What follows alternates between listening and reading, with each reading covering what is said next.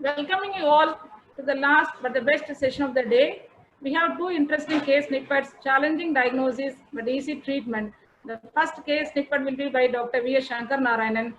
Dr. V.S. Shankar Narayanan is the senior most pediatric gastroenterologist of the country who needs no introduction and well known to all audience of this nation. He has many credits and credentials to him. That makes me easy not to take the credit of introducing him to this audience. Over to Dr. Shankar Narayanan, sir, please. This is a prolonged cholestasis of infancy, a rare hidden cause.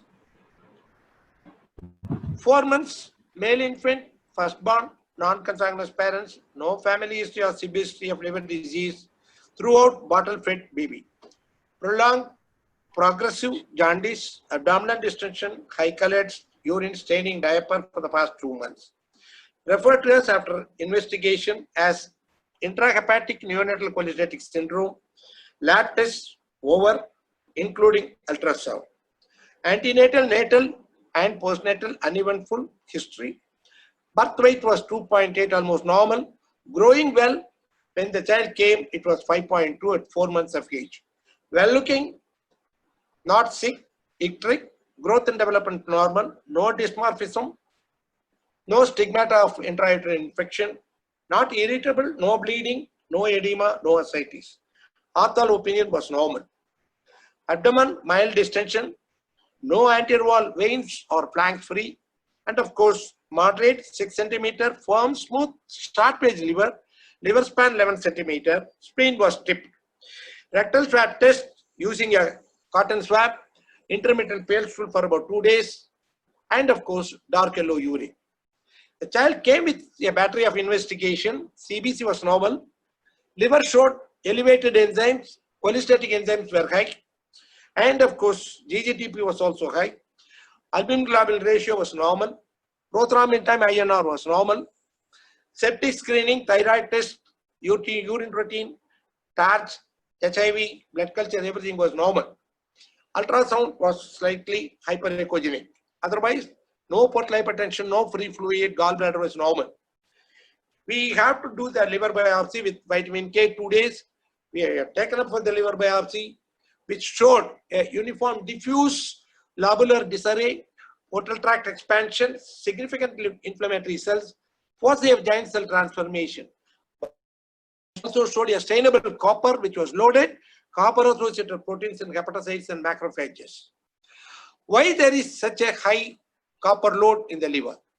Is it Wilson, ICC like liver disease, or something else? We have to break our head.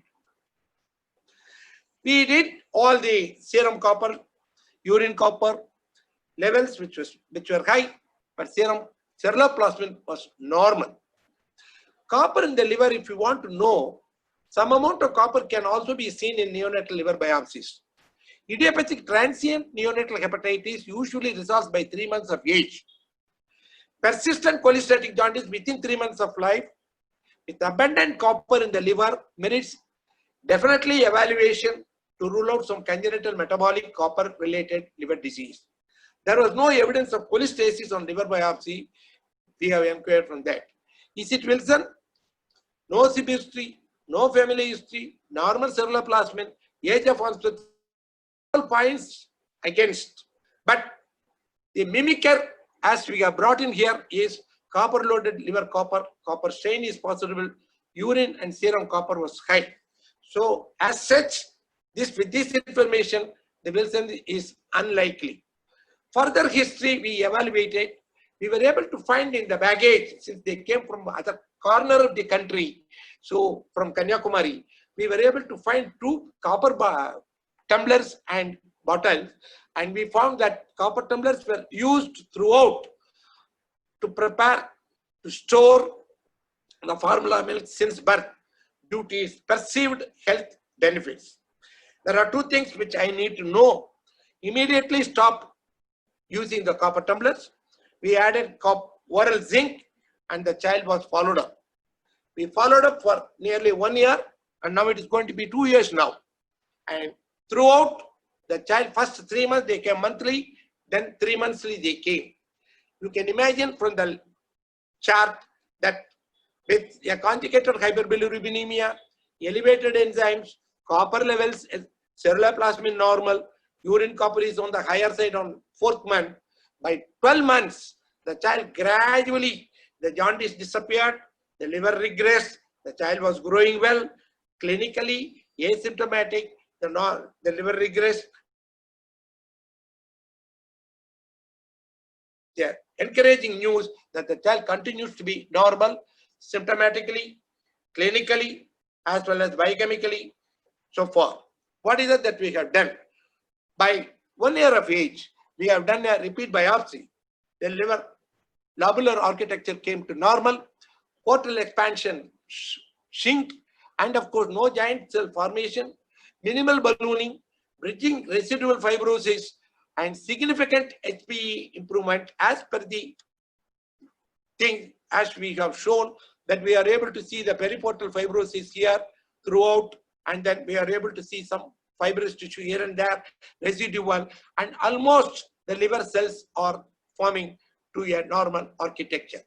And the comparison between the 1st year and the 4th month, this is the 4th month baby, which is a diffuse liver disease with fibrosis, etc., where you are able to appreciate the normal liver here and there with residual fibrosis, periportal, portoportal. That's what we are able to appreciate. We are too happy, the parents are happy. Now, we are able to compare at the 1 year liver biopsy, the copper stain, which is almost gone. You are able to compare here with the 4th month and these things. I'm very, very happy. My dream came true. I do not know why the child was left out for few months. Was it ICC? Extraneous copper source? Yes. History. Improvement after removing the source is there. The liver biopsy, hepatocyte ballooning necrosis, micronodularity, copper stain was possible. But the thing which is against, lack of classical Mallory hyaline, pericellular fibrosis, where we saw portal fibrosis here. Of course, this is a creeping fibrosis, breaking the limiting plate, and improvement without depenicillamine, such a loaded copper. We are supposed to use dechelation, which was not there in this child. Without that, the child has improved a lot. Is it ICC-like child? The so-called idiopathic copper toxicosis, not often seen here, usually seen in Austria and Western countries. It is an autosomal recessive condition. Exogenous copper source is invariably present, usually in drinking water. Early onset, very bad prognosis. The lack of consanguinity, lack of family history, clinical improvement after copper withdrawal goes against this idiopathic copper toxicosis. Molecular genetic, of course, may be confirmatory, but the affordability, if the child worsens, we are planning for that, somehow catching hold of some of these people who can help us. We may do it later. Regarding the loaded copper level, the infants consume normally up to 0.4 to 0.6 milligram per day in the RDA. In cow's milk, it contains the formula milk, it is around more or less little more than the breast milk copper. Maximum prescribed copper in the drinking water is up to 3 parts per million. Constant exogenous ingestion can lead to chronic liver disease even if the copper level is within the acceptable ranges. In very young infants, they are more susceptible for copper damaged liver, which has been documented earlier. I wish that you can see a series of photographs. I should thank the mother who is very cooperative. The child has become a closest friend. You are able to see at 4 months. You are able to see around 9 months.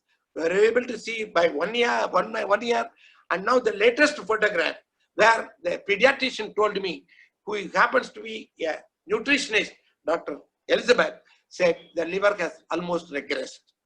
Now, the message here is a case of exogenous copper associated chronic liver disease, non-breastfed formula-fed infant, very young infant, presenting as neonatal cholestasis, presented to gain knowledge shared is knowledge gained concept.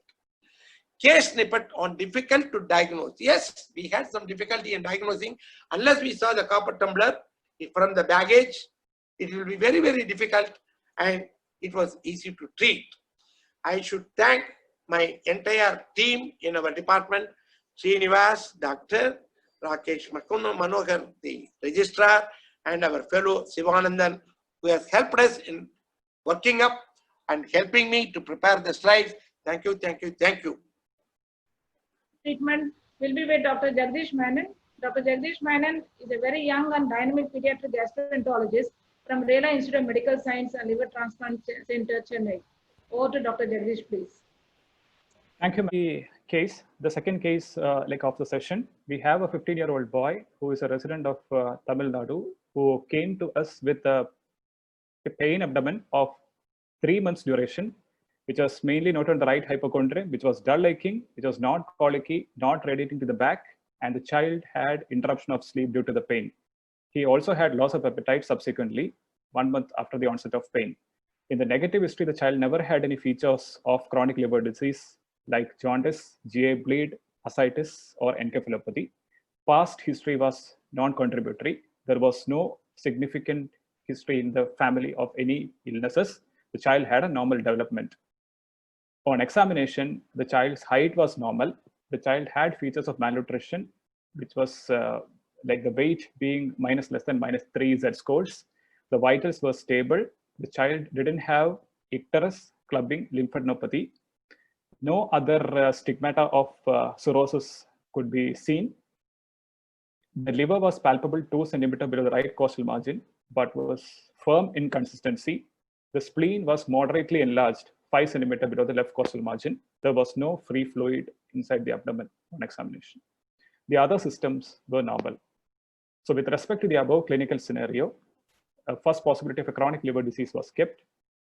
The common being Wilson disease, autoimmune hepatitis, chronic Hep B and Hep C, followed by an EHPV, extrahepatic obstruction of the portal vein, versus an NCPF. And a third possibility of an infiltrative disorder can be a non-neuronopathic type of Gaucher, Niemann-Pick disease, or a cholesterol excess storage disorder. On investigations, we could see that the child had microcytic hypochromic anemia. The child had an elevated eosinophil count. The platelet count was normal. LFT was showing a normal bilirubin, but the enzymes and GGT were elevated. We had a hyperglobulinemia. The CRP was negative. The amylase was normal. The urea creatinine calcium profile was normal, and serum alpha fetoprotein was normal. An ultrasound abdomen with a Doppler showing a soft tissue mass at the porta hepatis with no clear demarcation of the tumor inside the liver, and there was features of EHPVO. We did an upper GI endoscopy, which was not showing any varix. On CT abdomen, we could see the soft tissue along the portal tract and the biliary radicals, encasing the intrahepatic biliary radicals, extending into the both lobes of the liver. The background liver was looking normal. In the coronal section, we could see the collaterals, which is suggestive of an EHPVO. On T2-weighted MRI, the soft tissue was getting enhanced. It was looking bright, which was showing a highly edematous nature of the lesion. So with this rare clinical scenario of the soft tissue mass at the hepatic porta, our possibilities were an eosinophilic inflammatory pseudotumor, lymphoma, followed by rare lesions like rhabdomyosarcoma, hamartoma, and a rare possibility of IgG4-related pseudotumor was also kept. So these are the reports which actually shows this rare presentations of the rarer possibilities that I've already described previously. So there are only isolated case reports and few short CTs. The next step was the biopsy of the lesion, just showing inflammatory infiltrates, and on further focusing, plasma cells could be visualized. We had storiform fibrosis, which I have shown in the section C in this slide. So we can see that creeping fibrosis and immune stain was positive, intensely positive for IgG4-related cells. So this histopathological diagnosis was very much consistent with IgG4-related disease. Coming on to the spectrum of IgG4-related disease in children, we know that it is a systemic fibroinflammatory condition leading into an irreversible organ damage. Commonest system that is affected is the eye. Actually, it presents as a pseudotumor of the orbit. Pancreatitis, that is an autoimmune type 1 sclerosing cholangitis, and involvement of lung is known. And other rare presentations like hepatic pseudotumors are also known. Systemic involvement is seen in around 40% of children. we know that an unknown antigen triggers an immune response. Both innate and acquired immunity is deranged, and it leads to excess activation of a T helper 2 response, which again explains the eosinophilia and the intense fibrogenesis associated with this condition. The histopathology is the gold standard for diagnosing IgG4 related disease. Already mentioned that the dense lymphoplasmacytic infiltrate, fibrosis, which is storiform and obliterative phlebitis, are the classical picture. This, along with tissue-specific IgG4 stain, is needed to make the diagnosis. So the clinical radiological evidence and serum IgG4 levels are only supportive this thing. We know that IgG4 related plasma blasts can be better than IgG4 levels. So the first line agents to treat IgG4 related diseases, actually steroids. Prednisolone is started at 2 mg per kg, and it can be tapered after 4 weeks, and we can reach up to a maintenance dose of 2.5 to 5 mg once daily. Majority of the patients, that is 85%, will respond. 50% may require a second line agent like azathioprine or MMF or even methotrexate. 1/4 of them can relapse on low dose steroids, and 40% will relapse if the treatment is stopped. So, like the association of EHPVO in this patient, whether it is related to IgG4 related disease, we did the most of the prothrombotic workup in this patient. So those panel was negative. So we know that IgG4 related disease can cause vasculitis. So whether it is related to phlebitis of IgG4 related disease or whether it is due to obstruction or compression. So the literature mentions that there is involvement of IVC, DVT, and cerebral veins with IgG4 related disease, thrombosis due to IgG4 related disease. But a portal vein thrombosis or an EHPVO is not yet described in any IgG4 related disease. So these are the case reports in which the IVC and other vein involvement is mentioned. So what are the peculiarities in our case? We see that there is no evidence of sclerosing cholangitis, which is supposed to be the commonest presentation of IgG4 related hepatic disease. There is no intrahepatic pseudotumor, which is again seen rarely. And there is a coexisting EHPVO in our patient. So as per the protocol that I mentioned, we started at prednisolone for this patient. We started him on azathioprine 1.5 mg per kg after 6 months of steroids. The child had responded to therapy after 1 week of starting steroids. His LFT is normal in follow-up. Interval ultrasounds were showing resolving mass.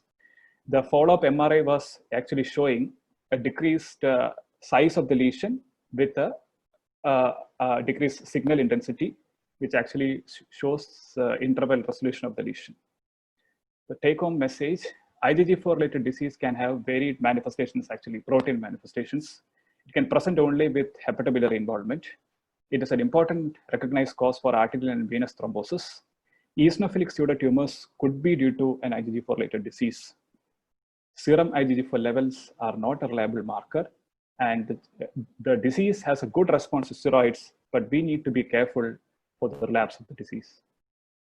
Thank you so much. I would like to conclude this session by just 2 case snippets, which says that the first is a case of young infant with copper overloaded state. A good history is very important to save the child so that the treatment becomes very easy. The second case snippet, though it's a very rare case in children, the high index of suspicion should be there to refer the case to a specialist so that the child can be treated with being a benign condition. Thank you.